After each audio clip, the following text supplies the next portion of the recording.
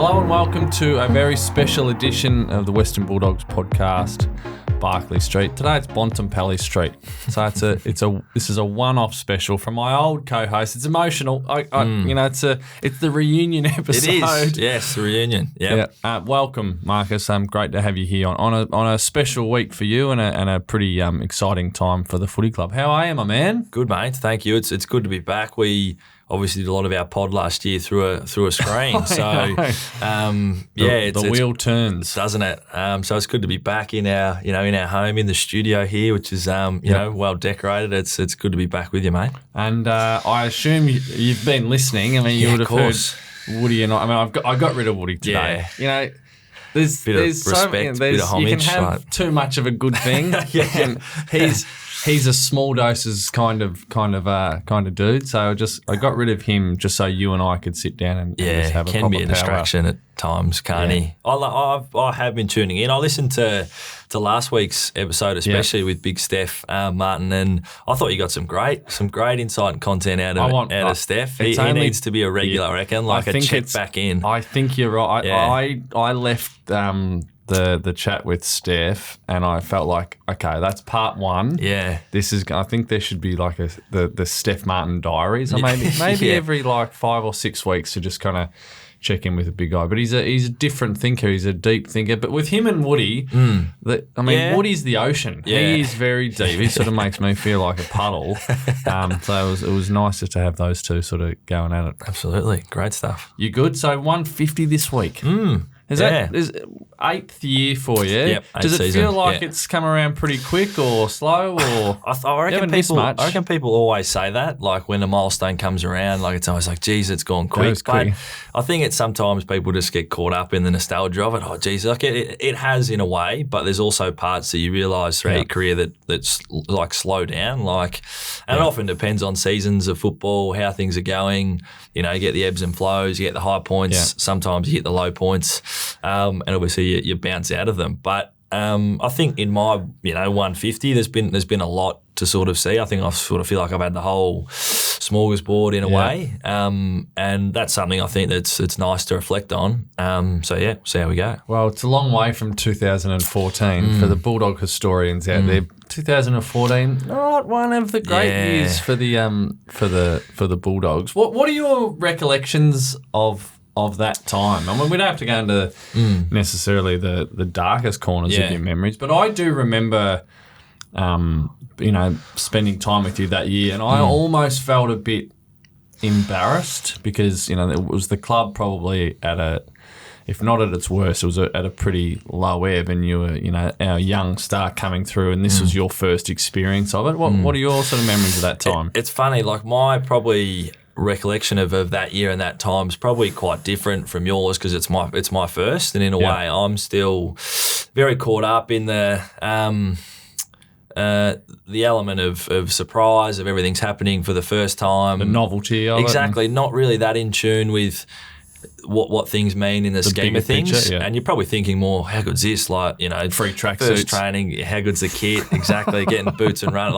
That was the biggest thing almost for my family and folks is, you get a couple of pairs of boots, a couple of pairs of runners. Merch. And they're the things that I'm looking at going, how good's this almost. So you would have been a part of the, what I am now, part of the leadership meetings and the bigger conversation. So you're probably more in tune, having been at the club and seen its recent history, to know how things are going in the whole scheme of things. Whereas I'm quite in what I see as a bit of a bubble of first year player, playing round 5, so relatively early, which is great. Bank a few wins, whatever the case may be, while all things are probably unfolding in the background the way that they were. And obviously Macca was the coach at the time, and we know what happened sort of come the end of the season. But I just enjoyed being, 18 years old. I turned 18 pretty much the day or two before I came into the club, which was epic, and then obviously got my licence then later in the year. So I was having all these little firsts along the way. It in a way, it really didn't matter to me. I don't know if that's the right way to think about it. But there's a carefree element to it of all right, we're not, the list is where it's at. We're not winning as many games, but hanging out with players I've watched on TV. It's becoming a normal part of my career. Still commuting from home, so my family's a big part of it as well. So, and that was a big thing for me too. Yeah. It has been a pretty, steep, a curve, I suppose, if you want to, from those early days in your debut, and it's been such a, successful career up until this point. And the captaincy, it seemed to be something that, whether you knew it or not, you were almost the ordained one. Like it was, the leadership and captaincy was going to be in your stars. What's it actually been like to have the responsibility of the captaincy, on your shoulders? Yeah, it was an interesting journey, probably up and to the point when you sort of get carried along with the narrative of, you're a good player, showing probably the qualities, without probably it even registering in my mind or my psyche of one day captaining the club. It was just always something like a throwaway line in a way, and then obviously it somewhat builds and grows legs as you get older and to a certain age, I guess. So it probably still took me a few years after it was anointed or whatever you want to call it, the conversation started, to understand how I could, find the balance in my own football and then be able to take on the, I guess it's somewhat of a challenge, but things change, I think, and you know this from personal experience. Of all the language and the advice, it's like nothing has to change, but they do a tiny bit in a way, because your awareness has to shift a little bit. You spend a lot more time probably thinking, and that's what you'll probably attest to that idle time of where you're normally thinking about other stuff just gets filled with things around the club or people, and you're just trying to manage the not the chaos, but work out how you can solve problems on the fly. Yeah, so it's an imperfect business model, isn't it? Exactly. Too many spots, or not enough spots in the team for how many players there are, and and always a hole in the boat is the way I used to describe it. Spot on. And we spoke a bit probably last year about my first year as captain was obviously a unique one in terms of, the COVID situation, travelling away, whole new different set of circumstances that you have to try and manage and work your way through. And I think that helps you, gives you confidence in one way that you've been able to deal with that and come out the other side better. But then obviously just manage the self-expectations from a footy perspective, and then obviously the club, direction. So I probably feel better placed with it and more comfortable with things you can't control, who you can lean on. The group sort of matured a little bit pretty quickly. So there's a bit of comfort in that too. Yeah. Can you take me inside your world? If you can just sort of forget that the cameras are rolling, forget that there's microphones in front of us. But one of, my observations of you as a player that has magnified since you've become a captain is that there are games when they get to a certain point that there's big moments or big consequences on the horizon. People feel it, players feel it, the crowd feels it. You're one of the few players I've known that can not only recognise the moment, but then impact the game and then execute it in the right way. It's something you've done time and time again. So coming up to 150th game, you've done it an incredibly high number of times. The last time you did it that I can was the West Coast game. Was it round 2? So I was doing radio at the time, and they said, it's you can feel a big moment coming. Who's it going to be? And I said, well, it's going to be Marcus. And of course, then the moment does arrive. What's going through your head? Do you feel the mood of the game and a big moment on the horizon? It's an interesting one, because I've probably been asked this question once or twice, probably after somewhat sort of similar moments, and I don't really think so. I don't know if some players might have the presence of mind to be able to go, I've got to make something happen here or step up. I think for me, it's always been probably more of a consistency thing, that you're obviously continually throughout the game checking yourself, resetting yourself throughout the game, and you do recognise when things are close. Sometimes you just end up being in the right spot at the right time. But do you really believe that? Yeah, I know. But when I'm not sure if I believe that at this right place at the right time. Maybe not. I think maybe subconsciously there's an extra gear you probably go to, or a different state of mind where you think, all right, there's got to be something more here. Do you look forward to that time in a game? Is that the buzz for you? I think so, because they're the moments you're not made for, or you look for, but they are ones you enjoy being a part of. And like I said, it has happened on occasion. And then the other thing is finding yourself in that position and then sort of being calm enough to execute. That's probably the other thing, because you are aware the game's close and and you do know the consequences, but trying not to get dragged. That's probably the part that, you focus on is keeping things in the moment as calm as possible. And maybe that's the thing that I've been able to do on occasion is just try and stay in the moment rather than your mind drift to the what ifs. Yeah. So we've spoken a little bit about this over the journey. For the coffee, Seds. Thanks for that. Thanks for the coffee, Adrian Sedia, our boss. Yep. You've been able to tick off a lot of the question marks that the great players are put under more scrutiny. So, and you are one of the great players of the competition, so you guys are put under the microscope more than any other.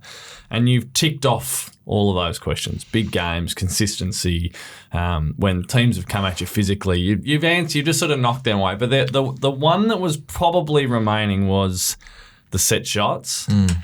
And last year you kicked a big bomb against West Coast to put us in front. Yeah. You do the same this year with the set shot, but they are slightly different. The bomb from 50 is the pressure's on, but it's also a bit of a free hit. It is. Yeah, I think that's fair. To a point, and it's millimetres, gets paid, you're the winner. Again, one of those moments you rose to. But in this year's game, there seemed to be Brucey kicks it to you, and there's a whole heap of scenarios that play out, and as is your way, you slow things down to a bit of slow motion. What was sort of going through your thoughts then? And the other thing I would ask, were you waiting for a moment like this to just tick that question mark off? Probably not. Like. Be honest with me, Marcus. Don't look into my eyes, mate. I wouldn't say I was waiting. Maybe because, in that moment, like, the build up to it obviously was Brucey had to kick a pretty clutch goal from outside, sort of 35, 40 on an angle. Lots of big moments in that last quarter. Naughty then had to go and polish one as well from directly in front, which I think that one put us in front by a couple of points. And then obviously it came to me playing forward at the time. But that's the other thing that probably ends up being a common denominator is in those times I'm probably forward, whereas if you're in the midfield at different points, sometimes you're further up the field, so you're maybe not in a set shot scoring position. The influence is different. Yeah, but I think in probably most of those occasions I'm playing forward. So obviously, the play unfolded down the outside of the wing. We know Bailey Williams' sort of effort to beat three, and then Brucey runs, I run, and then Timmy runs. So Timmy was obviously in the sort of making a run towards a goal square. Did you think about... I did for a fraction, but I think there were probably two things. I was cooked, like exhausted, so I was a bit paranoid about popping one or not executing the skill with probably the player just there, like it would have been a rush kick. And the other thing was, I think it was Barras was closing pretty quickly on Timmy as well. So if there was any margin for error, it wasn't great. So after a brief moment, I probably turned around and just went, I got to kick it. Like that was sort of my initial reaction is kick the goal. And I think that's probably what starts you on your more mental thinking of I've got to like kick it. And it was almost just like a little quick voice that said that. And I think that probably is what set me on the next version of events. You've got, I didn't really even think about kicking the ball backwards and kicking and killing another 30 seconds. No. For some reason, it just didn't enter my thought. I just thought probably the smart thing to do was kick it back to someone, safer option, and then you chew another 30 seconds, and then the probably game's dead. That's after the gamesmanship. A little bit. But it's not the captaincy. Yeah, so that was my... that was what I was... And I don't want to sort of... project onto you just, what I want to have been having. But it did, because the camera revealed a lot, it seemed like all of those scenarios went through your head and you were able to, and you could almost see it fall across. You're like, no, this is the moment that a captain goes back and kicks a goal. Maybe subconsciously you go, it's your turn in a way, and you just think, and then I think it was Brucey just said, mate, take 30, go back, kick. And that sort of then consolidates your thinking. And then that's the other thing. You're dealing with then another strategic point of it is you got an opportunity to kill 20 seconds, which might not be part of your set shot routine. Like traditionally I might take 15 and then start my build up to goal. But in this scenario, you're actually taking an extra 10 seconds, which then potentially becomes dangerous because it gives you another 10 seconds to think. Overthink. And the crowd to just hum away and then people to talk and whatever happens around you. So And then after that, my probably final, words to myself was just head over the ball and kick through. And that's probably all I was thinking at those last sort of few steps before I came in, head down and kick through. And yeah. There you go. If any kids are listening out there, junior footy's back starting, head over the ball, kick through the footy. Well done on the weekend, 4 in a row. Boys are humming. Ballarat, Mars Stadium. Yeah. I think that's 3 in a row for the Dogs at Mars. And for a cold day again, I know it's a country ground. You got country people footy town, exactly, who love the conditions and being outside. But just to see the hill on the open side of the ground, to see it full with people is obviously a throwback and a bit of homage to country footy. And are they rowdy out there? Yeah, there was good. That's good. It was like a choir at different points, which is great, and the colour's great. You see red, white, and blue throughout, almost dominating. So yeah, it is. Has it got a name, that part of the ground at Mars Stadium? Not that I know of. It probably does. Yeah. Maybe we could come up with that this week. Maybe if you send in this week, send in your name for the outer wing hill. Yeah. Chris Maple would be putting his hand up for it, I reckon, for those of you. The Ballarat, Maple. Yeah, okay. Well, we'll see how locals, we go. Chris Maple. If anyone now wants to send in to #Barclay Street of what the outer wing at Mars Stadium should be called. If it's not already named. Please let us know. Hey, how's Maya, the dog? It's good. Yeah, she's about 14, 15 months now. So she's behaving herself? She's been good. She's obviously... you've got another Kelpie now too, do you? You've added another one to the fam, which is great. Yeah, so we haven't had a chance probably to get them together yet. We should get them all together. Which we should, but she's going well. Obviously loves a run. So I part of my routine now is to walk her in the morning before coming in, just as probably when the mornings are nice and still, take her for a walk around the block or two. That probably is, activity levels for the day while I'm gone. But it's she spends a bit of time with me, still a bit of time with my family who looked after her for the 4 months we were away in the hub. So, she's probably at times wondering which one of you is actually looking after me. But Dad takes her to work every now and again, which is good. Yeah. But she's going well.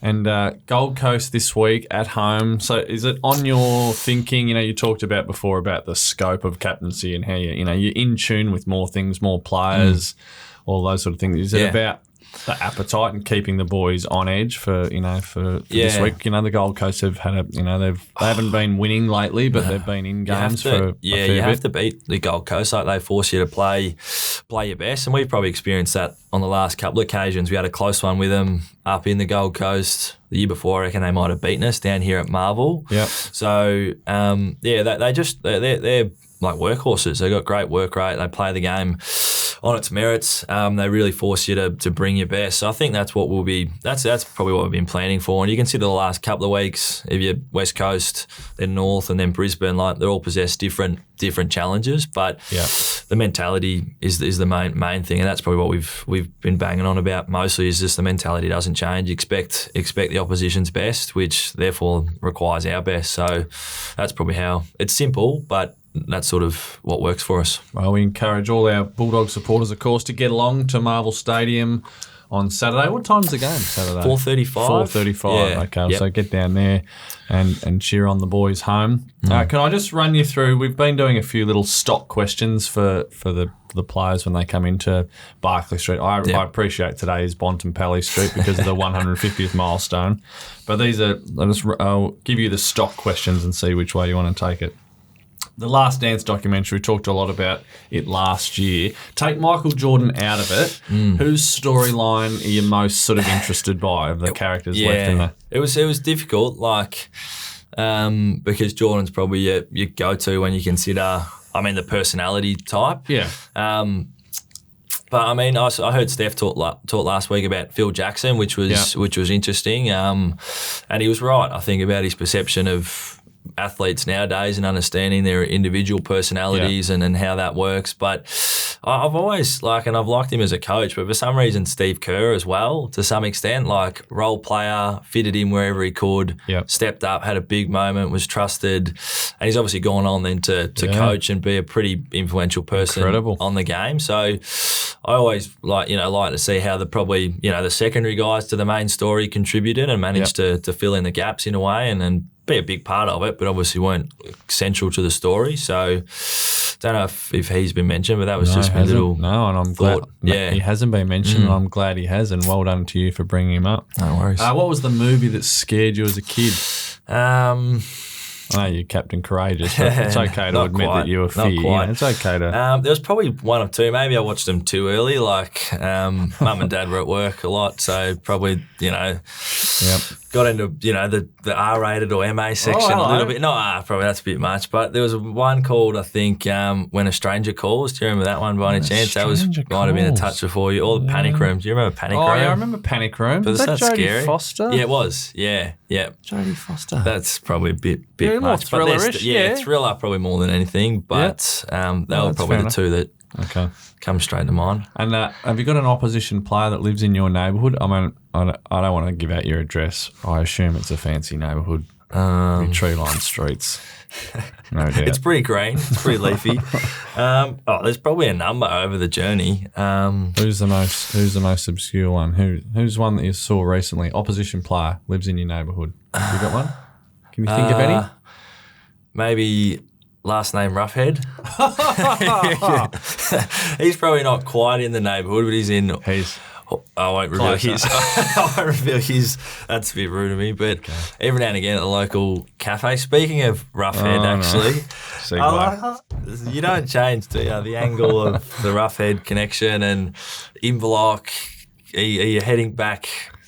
Back home way at any point to play some. And I wanted to come down footy. to watch your 150th, but I will be on Country noted. Footy Club. That's noted. Okay, so invite rescinded. To you that. Well, at least you got an extra ticket or two. It. Yeah, no, we're going back to play with Ruffy for Inverloch Kongwak. Yep, Cam Roughhead you're talking about. Yeah, so Jared's brother. No, so Jared's playing. Yeah, and Cam is his brother, and my brother-in-law coaches. So that's what we're doing. So we're going back to play, and look, expectations are pretty low. Speaking of Inverloch, there's a pretty nice story of probably how I wouldn't say set me up, but. Maybe set me up is the right terminology. So down in Inverloch with my family, like So a few of your crew spend time down there? My nonna and nonna had a place there. My nana and pop did as well, just by coincidence that they lived, around the corner from each other. So and just by chance, my folks now live down there. My sister and her family have been there for a while. So we're always down there at similar times, aren't we? And I'm always trying to get onto Bob. He's got probably a busier schedule than mine in the off season with the kids and running around. Charity work. No, you didn't mention it last time. But so anyway, down there, I think I was doing a training session and a couple of your nephews, was it? Yep. Noticed that I was there. Jim and Joe. And you mentioned, I'm pretty sure, next time if you're down there, they'd be keen for a kick. I've got, a couple, I think the term was, a couple of keen footballers. We'll be more than happy to give you a chop out if you need a kick. Well, I don't want you to be lonely. No, it was great. I know that the big moments are going to arise in the AFL season. I don't want you unprepared. Yes, and I said to you that, absolutely, mate. Will you be making an appearance? And you, typical Bob fashion, a little bit on the fence, like, I'll see if I can get down there. Nonetheless, I think the message came through. Maybe later that night, won't be able to make it, but there's a couple of keen young Locals, ones who'd love to have a run around. So how many rolled in? I heard that. It was a team. It was 22 players. An unofficial footy clinic. Well, that's just the pulling power of Marcus Bontempelli. No show. There was probably one key pillar that I needed to see there to at least help. My role in your life used to be to give you the ball and make you look good. I'd get in there and do the dirty work. Now my role in your life is to just move the puppet strings around and have a community there. Cam showed up. He gave me a bit of chop out, but no Murphy. But you will be there this weekend playing, won't you? Yeah, I will be. Yeah, I'll be there. Yeah, thank you very much. Wish me luck. Touch, is it? What's that? I just thought... That's a bit easier. We'll see. It'd be easier for you to avoid contact if it's touch. Just kick out some corrals. Yes. Is my motto for this week. Hey, mate, seriously, thanks so much for stopping by your own street, Bontempelli Street, this week on the Bulldogs podcast. But it's always good to chat to you, always good to see you. Good luck this week. We're always proud of you, but particularly on a milestone. So all the best, my man. Always a pleasure, mate. Thank you. Hell.